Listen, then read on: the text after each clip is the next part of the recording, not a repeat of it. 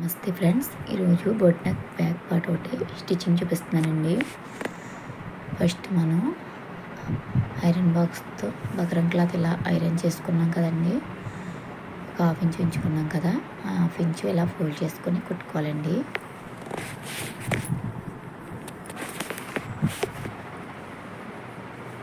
ఇలా half inch fold చేసేసుకొని మనం నెక్ చుట్టూ కుట్టేసుకోవాలి.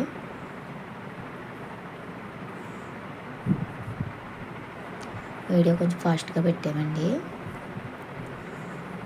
ఇది ఫ్రంట్ పార్ట్ పెడతానండి. హ్యాండ్స్ కూడా కట్ వర్క్ పెడతాను, పార్ట్ 3 పెడతానండి. చూడండి వీటి కింద ఇలా కొంచెం క్లాత్ ఎక్కువ ఏమైనా ఉంటే కట్ చేసేసుకోండి. ప్లీజ్ అండి మన ఛానల్ని సబ్స్క్రైబ్ చేసుకుని లైక్ చేసి షేర్ చేయండి, సపోర్ట్ చేయండి ఫ్రెండ్స్.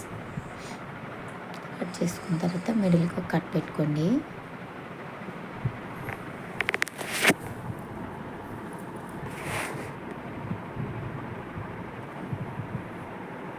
మిడిల్కి మధ్యలోకి ఒక కటింగ్ పెట్టుకుంటే మనకి బ్యాక్ పార్ట్ జాయిన్ చేసినప్పుడు సమానంగా మధ్యలోకి వస్తుంది నెక్. ఇప్పుడు మెయిన్ పీసు లైనింగ్ పీసు నేను స్టిచ్ వేసుకున్నానండి ఆల్రెడీ. నేను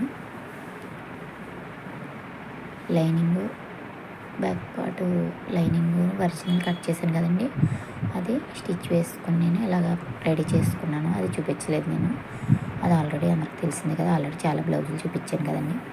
స్టిచ్ కాలితే స్టిచ్ వేసుకోవచ్చు, లేకపోతే గమ్తాను జాయిన్ చేసుకోవచ్చు. అది స్టిచ్ చేసుకున్న తర్వాత ఇలాగ ఇది కుట్టేసింది మిడిల్లోకి పెట్టుకుని ఇలా మధ్యలో లైన్ గీసుకుంటే మీకు సమానంగా వస్తుంది నెక్. ఇలా మధ్యలో కుట్టి వేసుకుంటే కదలకుండా ఉంటుందండి. ఇలా కుట్టేసుకుని మళ్ళీ రివర్స్లో తీసుకొచ్చేసి ఈ నెక్ షేప్ ఎలాగైతే ఉందో అలా కుట్టుకోవాలండి. చుట్టూ కూడా మనకి ఏ నెక్ అయినా అంతేనండి. ఇక్కడ కార్నర్ దగ్గర సూది దింపి పాదం ఎత్తుకుని ఇలాగ షేప్ దగ్గర మట్టుకు అలాగా సూది దింపి పాదం ఎత్తుకొని కుట్టుకోవాలండి. ఈజీగా తిరుగుతుంది మనకి నెక్ ఫ్రీగా బ్యాక్ సైడ్కి. మనకి షేప్ అవుట్ అవ్వడం నీట్గా వస్తుందండి, మనకి ఏ మోడల్ అయినా సరే. అంతేండి. అలాగా వేసుకున్న తర్వాత వేస్ట్ పీస్ అంతా కట్ చేసేసుకోండి. మిడిల్లో పీస్ అంతా కటింగ్ చేసేసుకొని బకరం వేసుకుంటే మనకి నెక్ కొంచెం స్టిప్గా వస్తుందండి. అందుకోసమని బకరం లేకుండా మామూలు ఓన్లీ లైనింగ్తో కూడా తిప్పేసుకోవచ్చు, అది బాగానే ఉంటుంది. కొంచెం తలసరిగా ఉన్న క్లాత్లకి అయితే బాగుంటుందండి. ఇది కొంచెం డెలికేట్గా ఉంటాయి కదా, అందుకని నేను బకరం క్లాత్ వేస్తున్నాను, నెక్ షేప్ బాగా తిరుగుతుందని. తర్వాత మూలల దగ్గర చిన్న చిన్న కట్స్ పెట్టుకుని ఇలాగ రివర్స్ చేసుకోవాలండి. ఇలా చిన్న స్క్రూ డ్రైవర్ సాయంతో రివర్స్ చేసుకుని ఒకసారి చేతితో ఇలా సమానంగా సర్దుకోండి.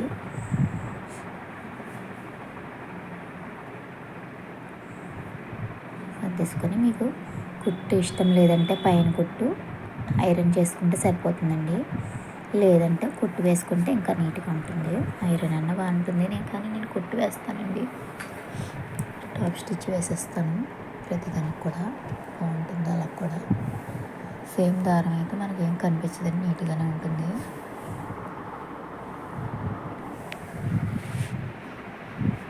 ఇలాగా చుట్టూ నెక్ ఎలా అవుతుందో అలా మళ్ళీ కుట్టుకుని వచ్చేయాలి. కార్నర్స్ దగ్గర సూది దింపి పాదం ఎత్తుకుని కుట్టేసుకుని లైనింగ్ ఎలాగ జాయిన్ చేస్తాం కాబట్టి ఇంక మళ్ళీ కుట్టే పని లేదు. నెక్ రెడీ అయిపోయిందండి.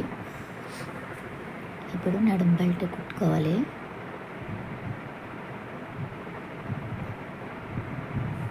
తినండి.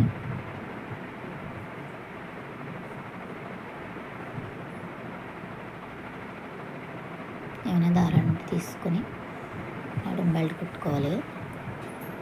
దీనికి డోరీస్ పెడతానండి, హ్యాంగింగ్స్ పెడతాను. అవి నేను బ్లౌజ్ ఫినిష్ అయ్యేటప్పుడు చూపిస్తానండి. దీనికి ఏం చూపించాను, దీనికే కొడతాను కానీ కంప్లీట్గా వీడియో పెట్టి చూపిస్తానండి లాస్ట్లో.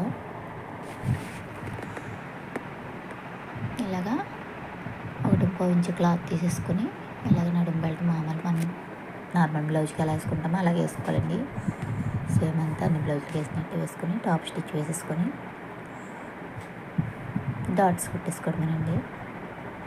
బ్యాక్ పార్ట్ రెడీ అయిపోతుంది. మీకు ఇలాగ అయితే సింపుల్గా ఉంటుంది. నెక్ తిప్పడం బకరం క్లాత్ వేసుకున్నారనుకో మీకు తిప్పడం రాని కూడా ఈజీగా కుట్టుకోవచ్చండి.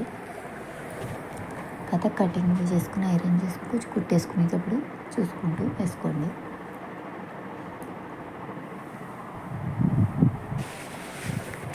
ఒక బ్యాక్ పార్ట్కి డోరీస్ వేస్తానండి, అంతే. మిగతాదంతా అయిపోయినట్టే. ఫ్రంట్ పార్ట్ స్టిచ్చింగ్ పెడతానండి, ఫ్రంట్ హ్యాండ్స్ కూడా.